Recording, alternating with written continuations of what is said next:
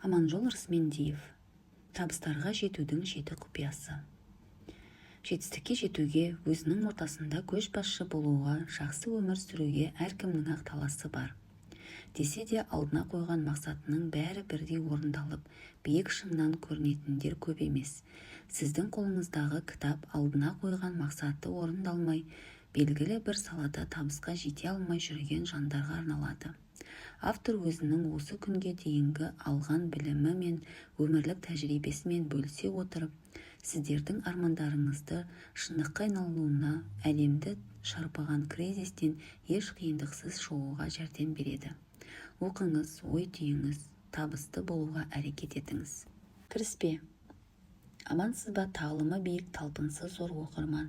Мына өмірге келгендегі әрбір адамның мақсаты белгілі бір дәрежеде табысқа жету, өзінің соңынан ерген ұрпаққа үлгі өнеге боларлықтай іс жасау, қолынан келсе айналасындағыларға жәрдем беру.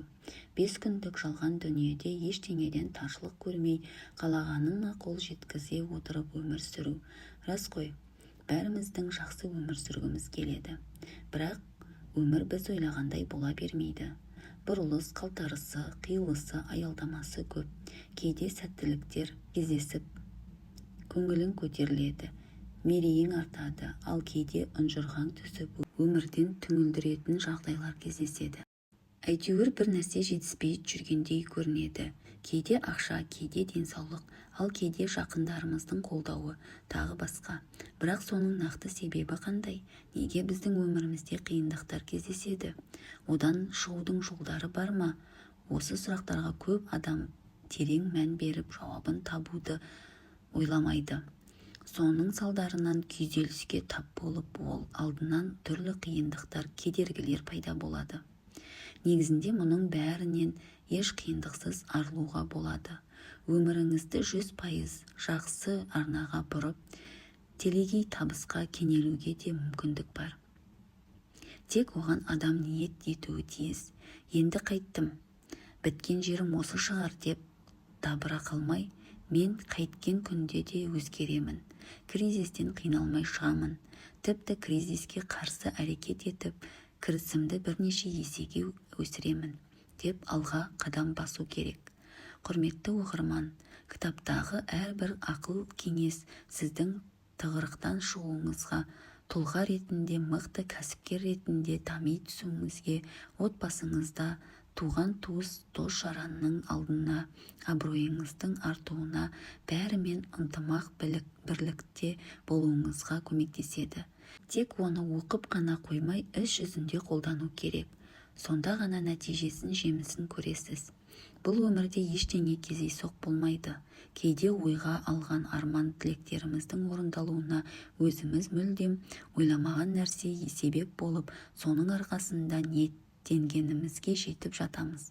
Бұл кітап та солай. Кітап сіздің қолыңызға ешқандай себеп салдарсыз тиген жоқ. Сіздің ішкі түйсігіңізде менің өзгеруім керек, кризистен еш қиындықсыз шығуым керек деген ой болған. Сол ойдың орындалуына біздің кітап себеп болып отыр. Кітаптағы әр кеңес, тапсырма бірнеше ондаған жылдардан бері әлемге аты танымал миллиардерлердің іс тәжірибесінен алынған, миллиондаған адамның кризистен жеңіспен шығуына көмектескен. Сізге де көмектеседі деген сенімдемін. Ендеше іске сәт. Өмірдің заңдылығы. Өмір күрес, өмір жарыс. Жарыста жақсы нәтижеге жеткіңіз келсе, оның ережесін қабылдауыңыз керек. Өмір құлдырау мен көтерілуден тұрады. Кез келген компания белгілі бір даму шегіне жетіп, өзінің бизнес философиясында олқылықтар табылған сәтінде төменге қарай құлдырауы қалыпты құбылыс. Сондықтан сіз оны өмірдің заңдылығы деп қабылдау керексіз. Бірақ құлдырауды өмірдің заңдылығы екен деп еш әрекет етпей, жай бірақат жата беруге болмайды. Кризисті туындатқан себепті түсініп, тығырықтан шығар жол іздеп, алға қарай ұмтылу қажет. Бір орында тұрып қалған судың қандай болатынын білесіз бе? Әрине сасиды. Тура сол сияқты адам да жаңа нәрсеге ұмтылмаса, жаңалыққа ілеспесе, білім толықтырып, жаңа адамдармен қарым-қатынас жасамаса, өше бастайды.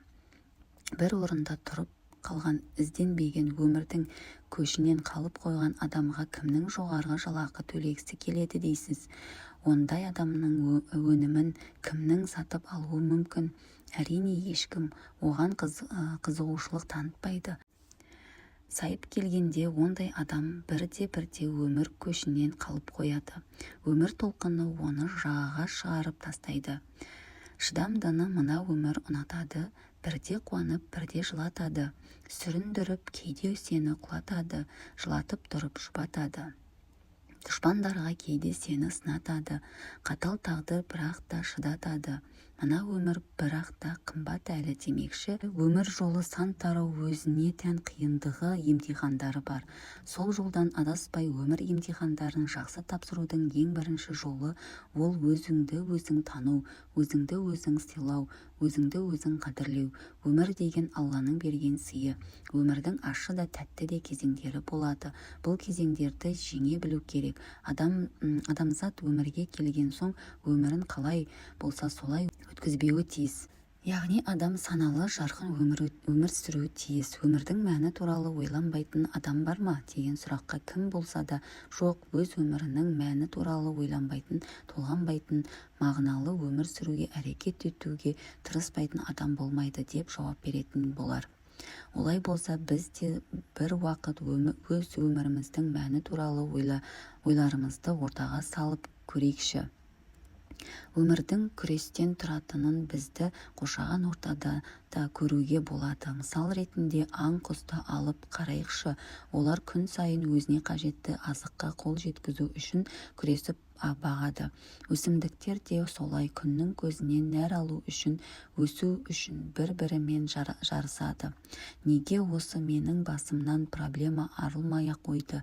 Өзгелерге қарасаң төрт құбыласы түгел ғой деп өмірге өкпе артуды қою керек. Өйткені сіз қызыққан осының проблемасы жоқ деген адамның жағдайы тіптен мүшкіл болуы мүмкін. Сіз өмір сүріп жатқан уақытта проблеманың таусылуы мүмкін емес. Өмірден өткенде ғана жаныңыз жай табады. Оған дейін күресесіз, жеңесіз, дамисыз, құлдырайсыз. Сондықтан өмірге шынайы қарау керек. Бұл өмірде адамдарға екі-ақ таңдау бар: күресіп алға ұмтылып жеңіске жету, немесе бәріне көніп қол қусырып қарап отыру. Міне өмірдің алтын заңдылығы деген осы. Жас кезде қателесуден қорықпалық, қайта солардан сабақ алалық. Қартайғанша қателесумен өмір өткізуден сақтасын. Гетте. Бизнестің басты қағидасы. Өмірдің алтын заңдылығы бизнестің де басты қағидасы. Жапония мемлекетінің экономикасын ең үлкен деңгейге көтерген кайзен деген қағида бар. Кайзен қағидасын қарапайым сөзбен айтсақ, өз салаңызда тоқтамай үнемі даму деген мағынаны білдіреді. Сіз де өз бизнесіңізде кайзен қағидасын қолданып толдым деп жайбарақат отырмауымыз керек. Бәсекелестерден қашанда биік алда тұру үшін ізденуге, талпынуға тура келеді. Кризиске қай компания ұшырайды? Бәрі просто. Қай компанияның товары немесе қызмет жасау сапасы халық сұранысын қанағаттандырмаса, жарнамасы мен басқару тәсілі әлсіз болса, нарықтық анализі мен болашақ жоспары бұлыңғыр болса, сол компания кризиске ұшырайды. Яғни өмірдің алтын заңдылығы: мықты компаниялар табыс тұғырында жүреді. Ал әлсіз компаниялар алған қарыздарын уақытында қайтара алмай, қызметкерлеріне уақытында жалақыларын бере алмай, проблемаларға белшесінен батып жүреді. Сізге ұнаса да, ұнамаса да нарық сол. Мықтыларын өзі іріктеп алып, әлсіздерін әбігерге түсіреді. Сондықтан менің кәсібім кризиске ұшырауда деп байбалам салмай, өз әлсіздіктеріңізге, нарықтық талабына төтеп бере алмай жатқан кәсібіңіздегі олқылықтарға көңіл аударыңыз. Жағдай плюс қабылдау тең нәтиже. Менің практикамда мынадай формула бар: жағдай плюс әрекет тең нәтиже.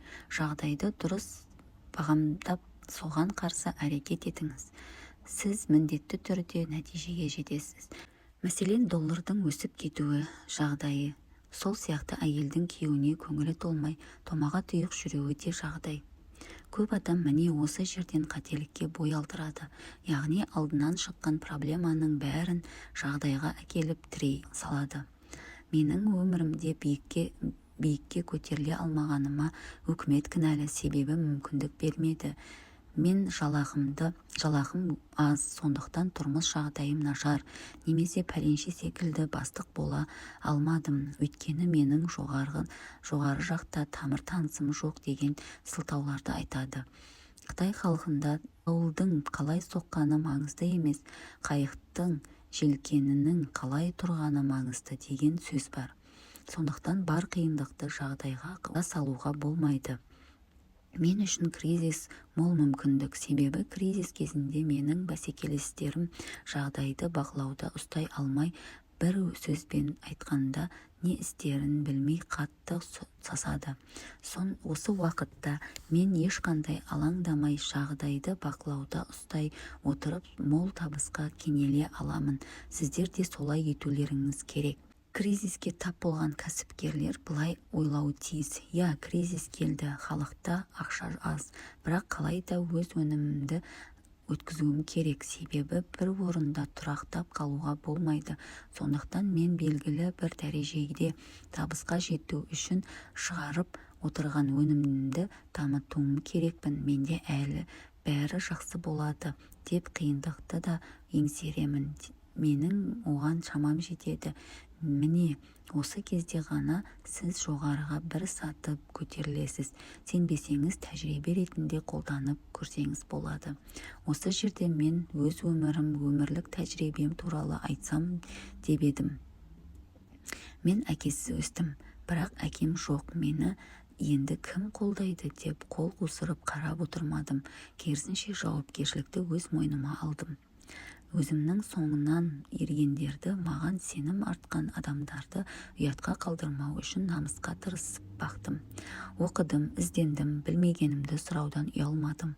Ал осы кезде менің кей достарым мен де көтерілер едім. Әттең, поддержкам жоқ, талант бар, таныс жоқ деген осы екен. Қайтеміз, мойынсынамыз да деп өздерін кері тартты. Өмірінде ештеңеге қол жеткізбеді. Француз ойшылы Ф. Вольтердің ешқашанда үлкен қиыншылықсыз үлкен істер болмайды дегенін жадыңызда ұстаңыз. Тағы бір мысал айта кетейін. ақш-та бір нашақор әкенің 2 ұлы болыпты. Ең кенжесі әкесіне ұқсаған нашақор, ал үлкен аты әлемге танылған адвокат болған екен. Бір әкеден мінезі де өмір сүру салты да 2 түрлі бала туылғанына таңданған журналистер алдымен кіші ұлға келіп, сіз қалай нашақор болдыңыз деп сұрақ қойыпты. Сөйтсе кіші ұлы нашақор әкені көре тұра менде басқа таңдау болды ма деп жауап беріпті.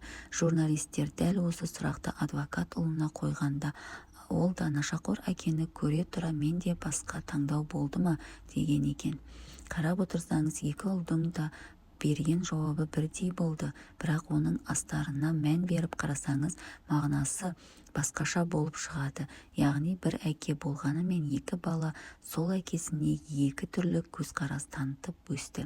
Бірақ біреуінің ерік жігері әлсіз болды да әкенің жолын қуды, ал екіншісі әкесінің әрекетінен өмірлік сабақ алып, болашақта оны тура жолға салу үшін, жамандықтан қорғау үшін заңгер мамандығында оқыды. Міне осыдан ақ адамдар кез келген қиындыққа өмірлік сабақ ретінде қарап, одан ұтып шығатын жолды қарастыру керек.